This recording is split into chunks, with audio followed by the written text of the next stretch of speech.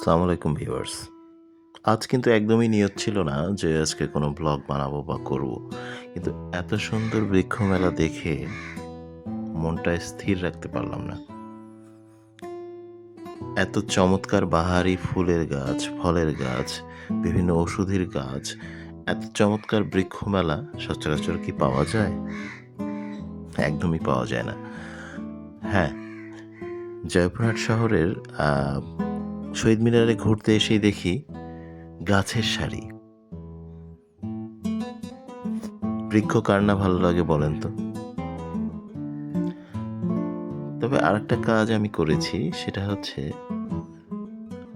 একটা অলকানন্দা আর একটা কাঠগোলাপের গাছ আমি নিয়ে নিয়েছি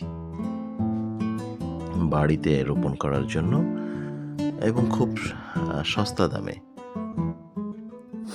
জয়পুরহাটের শহীদ মিনারটা কিন্তু অনেক চমৎকার। হ্যাঁ, এত সুউচ্চ লম্বা সে মনে হচ্ছে আকাশকে ছিদ্র করে ফেলবে। খুব চমৎকার একটি দিন ছিল। গোলাপ থেকে শুরু করে কাঠগোলাপ, আ আ রজনীগন্ধা, তারপরে জবা, জারুল কি নেই সেখানে? লিচুর গাছ, আম গাছ, তারপরে আপনার ডাব গাছ।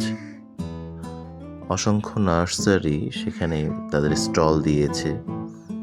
তাদের চমৎকার, চমৎকার কিছু গাছ নিয়ে তারা মেলাতে হাজির হয়েছিল। এই যে এটা একটা অ্যালামুন্ডা, মানে অলকানন্দা বাংলা। অনেকে কিন্তু অ্যালামুন্ডা জানে, বাংলাটা জানে না।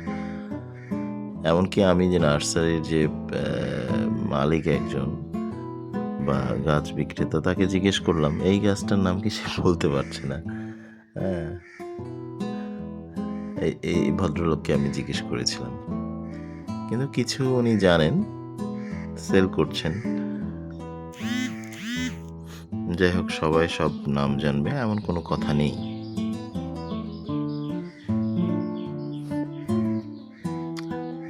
পুরো এই শহীদ মিনার চত্বরটা একবারে সবুজে সবুজময় হয়ে গিয়েছিল সেদিন।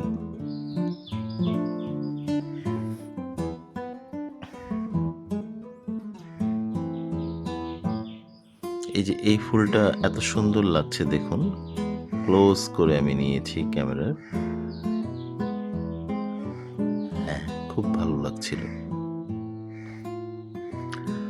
আসলে আমাদের প্রত্যেকটা জেলা উপজেলায় বৃক্ষ মেলা হওয়া উচিত এবং হয়ও সেটা। এটাতে মানুষের গাছ কাটার থেকে গাছ লাগানোর যে প্রবণতা সেটা বাড়বে।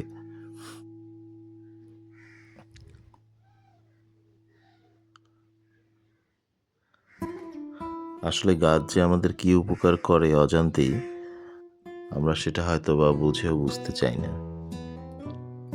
অল টাইম অক্সিজেনের যে ঘাটতি সেটা সবসময় পূরণ করে যাচ্ছে এই গাছগুলো।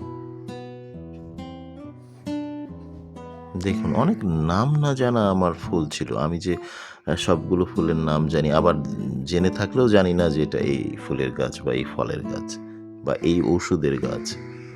হ্যাঁ, চমৎকার একটি চত্বর জয়পুরহাটের এই শহীদ মিনার চত্বরটি। এখানে উদ্বোধনী অনুষ্ঠান হয়েছিল, যে স্টেজ সাজানো, সেখানে একটি গরমে একটি কুকুর শুয়ে আছে, তারও তো বিশ্রাম দরকার। ভাষা শহীদদের জন্য দেখুন, এখানে শুধু ভাষা শহীদ না, 24শে জুলাই যে গণঅভ্যুত্থান তাদেরও নাম এখানে চমৎকারভাবে খোদাই করা আছে।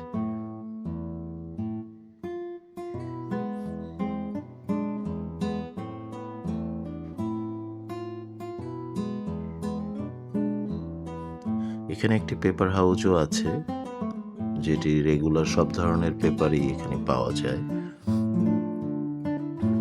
এ দেখুন, এত চমৎকারভাবে। এখন তো মানুষ শুধু মাটিতে না, ছাদ বাগানের জন্য প্রচুর গাছ নিয়ে যান।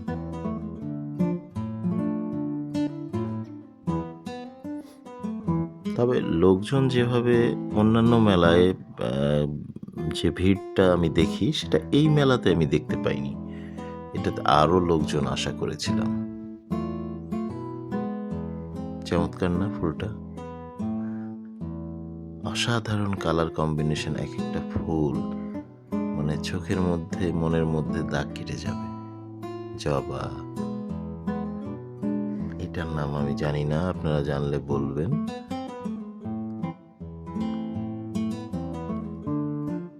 জাস্ট অসম। ফুল ভালোবাসে না এমন মানুষ খুঁজেই পাওয়া যায় না।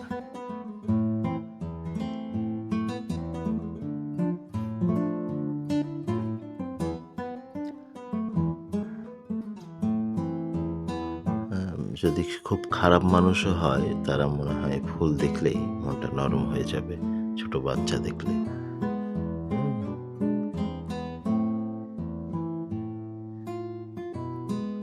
বিভিন্ন জায়গা থেকে স্টলগুলো এসেছে, এই যেটা বন্ধন নার্সারি, তারপরে সাথী নার্সারি, বিভিন্ন নামের।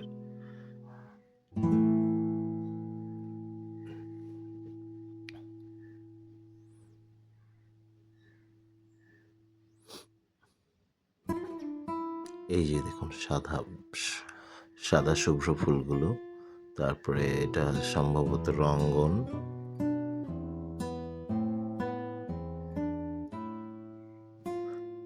পাতাবাহারের গাছও অনেক ছিল, বিভিন্ন রকমের, যেটা ইচ্ছা আপনার। এই যে সাথী নার্সারির কথা বলতে সাথী নার্সারি চলে এসেছে। এই যে লাল রঙ্গন আমি খুব কাছ থেকে নিয়েছিলাম।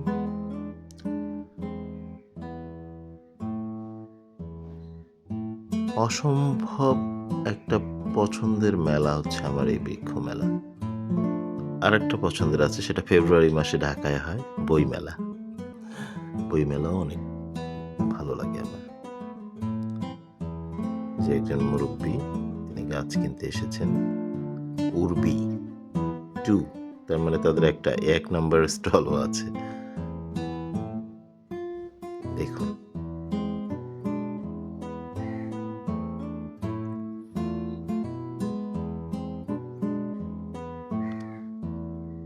এই শহীদ মিনার চত্বরটিকে নর্মালি একবারে ফাঁকা মাঠ এবং অনেক খাবারের দোকানপাট বসে।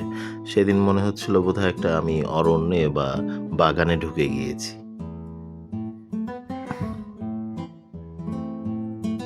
হঠাৎ করে এত ফুল দেখলে, এই যে একটা আমরা গেট ফুল নামে চিনি, জাস্ট আমি জানি না এটার অরিজিনাল নাম কি।